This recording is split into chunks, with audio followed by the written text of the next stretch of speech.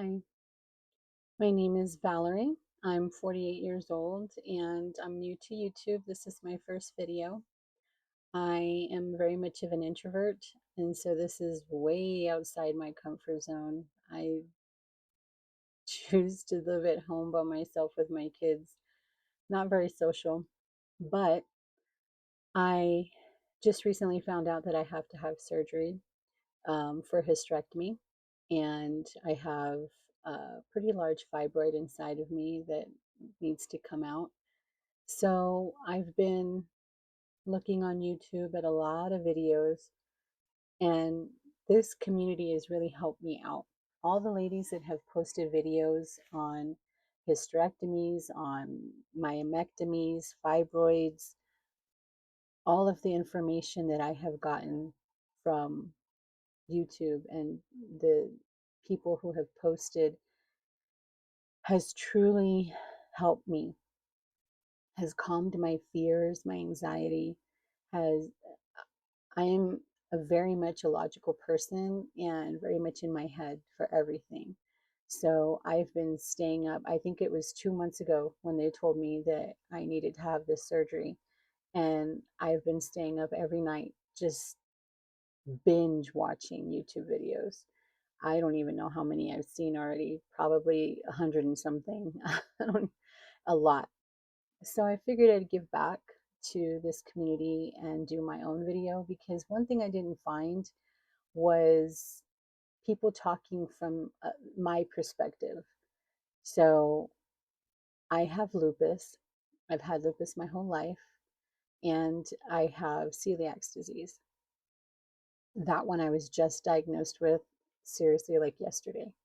So it explains a lot, though, for things that make sense now as to why my body was reacting the way it was. The symptoms that I had make sense. Um, I didn't learn the name of my demon, being lupus, until I was 45, and I'm 48 now. So it's only been 3 years um, since I learned that I had lupus, but it explained a lot. When I was younger, I would get called delicada. My dad would call me delicada for everything, which means you're so delicate, but he didn't say it in a loving way. He said it in the way of you're a pain in the butt. Um, it's always something with you. It's always, you're allergic to this, you're allergic to that, you can't do this, you can't do that. And it irritated me because if you know me, I'm very strong, very independent person. I don't like being told I can't do something. I will prove you wrong. But when it comes to lupus, a lot of times lupus wins out. When I was younger, I would try to play baseball, football, tag football, go skating, all the kids' stuff, be in the pool. And yet, if I was in the sun too long, my face, especially the butterfly rash on my cheeks, would come out. And I thought it was heat, um, heat stroke or heat rash. And it wasn't. I was having a flare up. I would get sick from the sun if I was in the sun too long. And I'm talking really, really sick, like wiped out. My nose would start bleeding. I would get headaches. I would sometimes pass out. And if I was in the sun too long, it would take me, like, let's say I was in the sun for a few hours, it would take me days to feel right again. That should have been a red flag. But if anybody is about my age, you understand that back in the day, we didn't know about lupus. We didn't know about celiac disease. At least I didn't. My community didn't. My family didn't. Nobody talked about it. Nobody in my, and I have a huge family. No friends, no family. Nobody talked about this stuff. So it wasn't on my radar.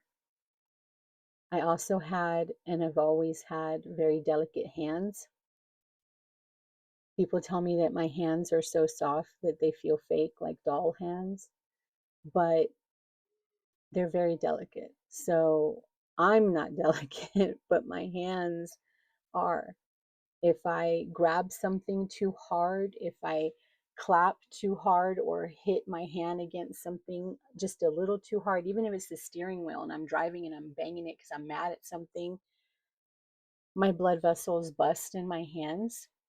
I'll get it swollen and then black and blue and purple and green all over my hands. I can't hold anything or grasp anything very hard. I've always had very weak hands. I I make tortillas with my kids or for my kids, and every time I'm making them, it gets harder and harder to be able to roll out the dough. Have arthritis. I mean, there's just a lot of things that come with lupus. And when you're a single mom, you don't have the luxury to take the day off. You're always on. There's no day off for a single mom. If you don't get up and do it, who's going to do it? Nobody else is going to do it. The bills got to get paid. The kids got to get fed. Things got to be done. I also homeschool my children. So I work full time and I homeschool. So doing all of that and then feeling not your best or at moments feeling totally out of it, totally exhausted. You just want to sleep for days and you just want the world to leave you alone. That's lupus. You have you don't even have the energy to sit down, to breathe. It's just hard to do everything. Um, but thankfully, I've been in remission for a couple of years now and I feel really good. So I'm scared for tomorrow. I'm scared that this is going to trigger a flare up and I'm going to feel the pain of recovery along with that. So, kind of sucks, but at the same time, it is what it is. You got to deal with it.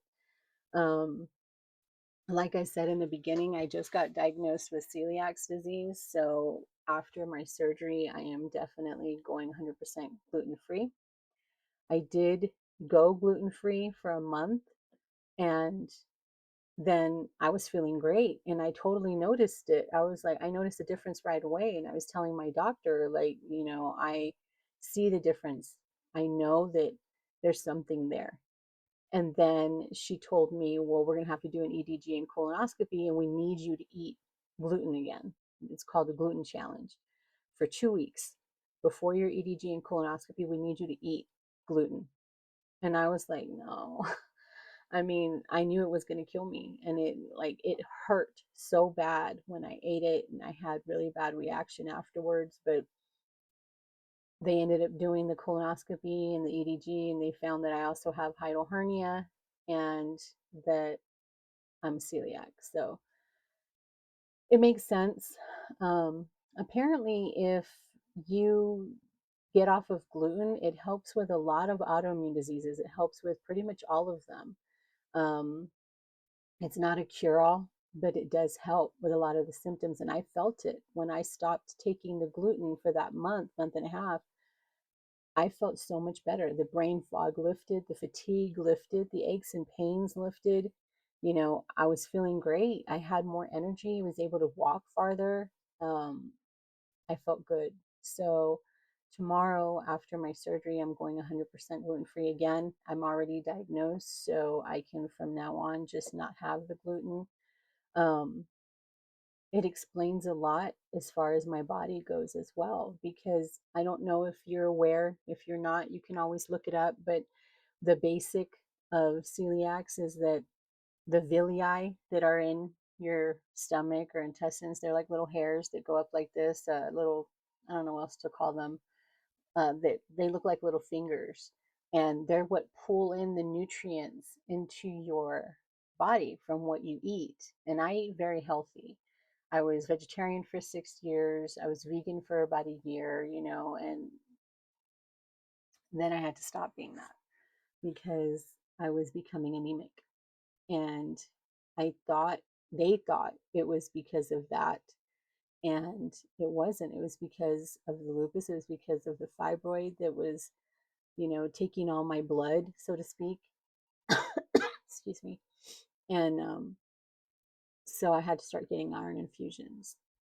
And But before that, my nails, I can't grow my nails. They split and break. My hair I'm losing my hair. Yeah, it's long, but it's very thin. Um, just a lot of things. And apparently the villi that is pulling in the nutrients when you have celiacs and you eat gluten, that villi no longer is doing this and pulling it in, it's laying flat and it's pulling nothing. So it's like you're malnutritioned, you're not getting any of that nutrients that you're eating. You could be eating the best diet in the world and you're not getting anything. So it explained a lot. um, so at the beginning of the year, I had started I just moved up here to the mountains of Arizona from Texas. And I kind of figured the elevation was affecting me. So I was short of breath, things like that. And so I went to the doctor and they said that my iron was low again and I needed iron infusions. And it kind of got the ball rolling on a lot of things. She wanted to know why I was losing blood. She's like, "You're losing blood somewhere. We need to know why." And basically, short story, they found out that I have a 10 centimeter, and I think by now it's bigger from the last pre op appointment that I had with my doctor. I think she said it was the size of a small melon and it's in the middle of my uterus. I also have a few more on the outside of my uterus, but the big one is in the middle. So my uterus is swollen to the size of like 4 or 5 months pregnant woman, which explains a lot of why my stomach never went down after having my last child. Um, it's just crazy to think that that thing is in there sucking the life out of me, so to speak. But I'm so excited to finally get this thing out of me by tomorrow. This surgery is going to be, in my opinion, the best thing that's ever happened to me, because if this thing inside of me is what has been causing me all these problems. I mean, I heard that me having to go to the bathroom 27,000 times a day is part of it because the fibroid is sitting on your bladder. So it's pushing on that. And then when they did the colonoscopy, they were telling me that they think it's blocking the bowel area. So it's just, there's a lot going on. And I just want it out. I just really want it out. So I'm excited for this surgery tomorrow. I'm going to bring you with me. I'm going to have my son doing a lot of the video for tomorrow, probably all of it because I'm going to be out. Um, I want him to really get the perspective of what it's like from a person with lupus's point of view. Things are just different. We deal with life different, with pain different. And I'm not saying that ours is worse or anyone's is worse or better. All I'm saying is it's different. So I know from experience with lupus, all these years of, having it, that I don't want another flare up. I hate the way I feel. I hate the way it feels to be out of commission for days, but I already know it's going to happen because surgery is very stressful. So I'm making these videos, like I said, to give back to this community that has given me so much. And if you have questions, if you want to know, what I was feeling or where this all started, I will gladly make videos for to answer your questions. But I really don't want this video, my introduction video, to be like half an hour. So I'm trying to give as much information in such a little bit of time. But again, if you have questions, I would be more than happy to answer. Um, I knew I had lupus my whole life. I got diagnosed with arthritis at a young age, and then costochondritis, which is arthritis of the chest wall, which ended up later on when I found out having lupus that I had lupus. They said it was pleural-C when you have the pains up here in your chest. So I've had pain my whole life, throughout my whole body. There has never been a day that I have lived without pain. chronic pain, fatigue, brain fog, like a lot. But some days are better than others. And I manage, and through the mercy and grace of God, He has helped me every step of the way. So tomorrow I know I'm going to be fine coming out of that surgery. Everything's going to be great. I don't know how long I'm going to stay in the hospital. According to my physician, it depends on how they cut me. So if they decide that they want to do, or they have to do, an open abdominal surgery, which means that they cut you all the way open instead of doing the laparoscopic where they go into the belly button and there's like two, three or four or five holes or whatever, and they blow you up with gas and then they see what they need to do. That apparently is the surgery that has the least amount of recovery time. You end up recovering faster with that surgery, and um, it's a lot easier. But I've had three other surgeries, so my doctor thinks there potentially could be too much scar tissue in the way. So if she has to cut me all the way open, it's either going to be a vertical from the belly button down to the pelvic area, or it'll be like a C-section beneath the belly button. It looked like a little smile. But anyways, if it's the laparoscopic one, I'm only in the hospital overnight. If it's the open abdominal, then I'm going to be in the hospital 3 to 4 days.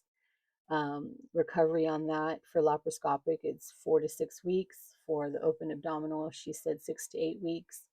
um, I got everything that I saw on YouTube: the hysterectomy pillow, the stomach binding, what is it called, the stomach binder band, um, Marilax, gas medicine, uh, a change of clothes that is very loose and doesn't constrict in the stomach area. I mean, I just saw all the videos and got everything. I even got a pillow for my bed that'll keep me sleeping like this. And I have a recliner, so I'm ready. Like I said, I'm a little intimidated, but I'm ready, and God has me, and I'll be fine. And my son's gonna videotape everything tomorrow, so everything should go really well.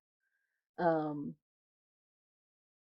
I don't know if they do anything different as far as the surgery goes. Like, is the procedure different for a person who has lupus? I asked my doctor, and she said no, that it's pretty much the same. They do, however, keep, I guess, the possibility of a lot of more blood loss with me. I'm more high risk because of my anemia. So probably having blood available immediately would be one extra that they would do. Um, and then, of course, after the surgery, when I'm recovering, they're probably more than likely going to have a special menu for me because of my celiacs. So, again, any questions you guys have, let me know. But yeah, tomorrow I'm going to take you guys with me. My son will be filming, and you'll get to see everything, as much as we can. I don't know how long, or if, the hospital is even going to let us film anything, but we'll see how it goes. And again, I thank you for everyone who has posted videos on this, because all of you have really eased my anxiety. And I hope that I can help bring light to this subject, and to the subject of not just hysterectomy surgery, but celiac disease and lupus, and what it feels like going through this with those things. But I think I'm going to end the video here.